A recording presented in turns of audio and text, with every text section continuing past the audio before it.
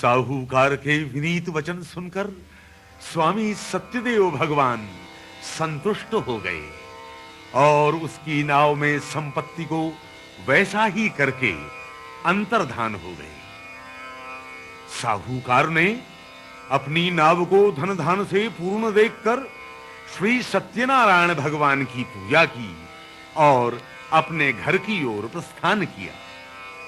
नगर में आते ही साहूकार ने दूत के द्वारा अपने घर आगमन का संदेश भिजवाया।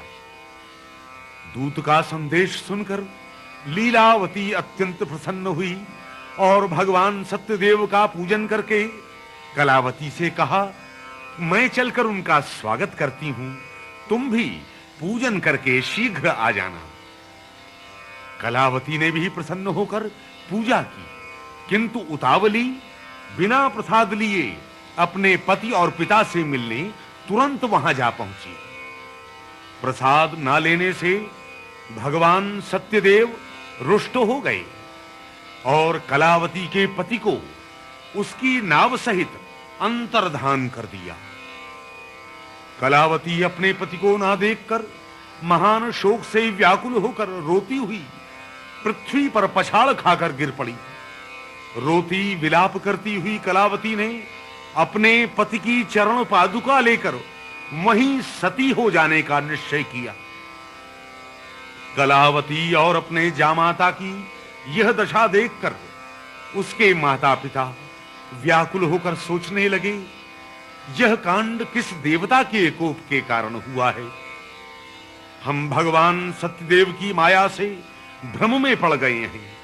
ऐसा जानकर साहूकार ने अपने बंधु बांधवों को बुलाकर संकल्प किया कि इस घोर दुख के टलने पर श्री सत्यनारायण भगवान की पूजा करूंगा। उसी समय घोर आकाशवाणी हुई, हे साहूकार, तेरी कन्या कलावती मेरा प्रसाद छोड़कर अपने पति को देखने के लिए चली आई। इसी कारण उसका पति दिखाई नहीं दे रहा है। कलावती ने जब यह आकाशवाणी सुनी तो तुरंत घर जाकर प्रसाद लिया, साष्टांग प्रणाम किया और लौटकर वहां आई जहां उसका पति अंतर्धान हुआ था। पति को सामने देखकर हर्ष से कलावती ने चरण छुए और अपने पिता से कहा, हे पिता, आप तुरंत घर चलिए और श्री सत्यनारायण भगवान का प्रसाद ग्रहण करिए। कलावती की बात सुनकर साहूकार प्रसन्न होकर बंधु बांधवों सहित अपने घर आया और प्रत्येक मास की पूर्णिमा तथा संक्रांति के दिन नियम पूर्वक श्री सत्यनारायण भगवान का व्रत एवं पूजन करने लगा। इस व्रत के प्रताप से साहूकार इस लोक के सभी सुखों को भोगता हुआ अंत में वैकुंठ धाम को प्राप्त हुआ। इति श्री स्कंद पुराणे रेवाखंडे श्री सत्यनारायण व्रत कथायाम चतुर्थोऽध्यायः। बोलो श्री सत्यनारायण भगवान की जय। श्री सूत जी बोले, हे श्रेष्ठ मुनियों, इसके बाद के चरित्र भी ध्यान लगाकर सुनो। अपनी प्रजा का पालन करने वाला महान धार्मिक तुंगध्वज नाम का एक राजा था। उसने श्री सत्यदेव भगवान का प्रसाद छोड़कर बहुत दुख पाया। उसकी कथा सुनो। एक समय राजा तुंगध्वज शिकार के बहाने अनेक पशु पक्षियों को मारकर लौटते समय एक बरगद के वृक्ष के नीचे आकर विश्राम करने लगा। उस वृक्ष के नीचे अहीर ग्वाले लोग अपने बंधु बांधवों सहित श्री सत्यनारायण भगवान का पूजन कर रहे थे। राजा ने अभिमान के कारण भगवान के हाथ नहीं जोड़े।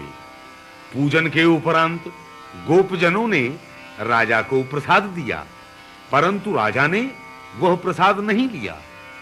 प्रसाद की अवज्ञा के कारण उस राजा के 100 पुत्र, धन संपत्ति आदि जो कुछ था सभी नष्ट हो गया।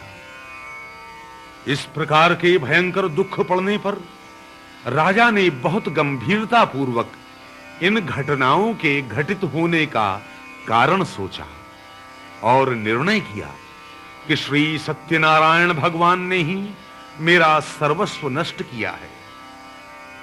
इसलिए वहां जाऊं जहां गोपजन श्री सत्यदेव भगवान का पूजन कर रहे थे।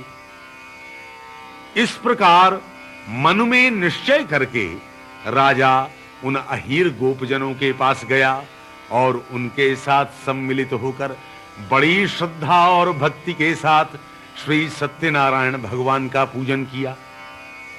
तत्पश्चात श्री सत्यदेव भगवान की कृपा से पुनः धन धान संतान आदि से संपन्न हो गया और इस लोक में सब प्रकार के सुखों को भोग कर अंत में वैकुंठ लोक को गया। परम दुर्लभ श्री सत्यनारायण भगवान के व्रत को जो मनुष्य करता है तथा सभी मनोकामनाओं को पूर्ण करने वाली परम पवित्र कथा को सुनता है, वह श्री सत्यनारायण भगवान की कृपा से धन धान संतान से संपन्न हो जाता है। दरिद्र हो तो धन पाता है, किसी प्रकार के बंधन में हो तो उनसे छूट जाता है, भयभीत मनुष्य भय मुक्त हो जाता है। इसमें तनिक भी संदेह नहीं। इस व्रत के प्रभाव से मनुष्य इस लोक में मन चाहे फल प्राप्त करके अंत में मोक्ष पद को प्राप्त करता है। हे महर्षियों, हे ब्राह्मणों, आप सबके कल्याण के लिए मैंने श्री सत्यनारायण भगवान के व्रत का वर्णन किया है। इस घोर कलयुग में श्री सत्यनारायण भगवान की पूजा ही समस्त दुखों का निवारण कर सकती है। हे श्रेष्ठ मुनियों, जो इस कथा को प्रतिदिन पढ़ता या सुनता है और सत्य का पालन करता है, उसके सभी पाप नष्ट हो जाते हैं। हे मुनीश्वरों, जिन लोगों ने पहले व्रत किया था उनके दूसरे जन्म की कथा सुनिए। काशी नगरी का वह शतानंद नाम का ब्राह्मण दूसरे जन्म में सुदामा हुआ।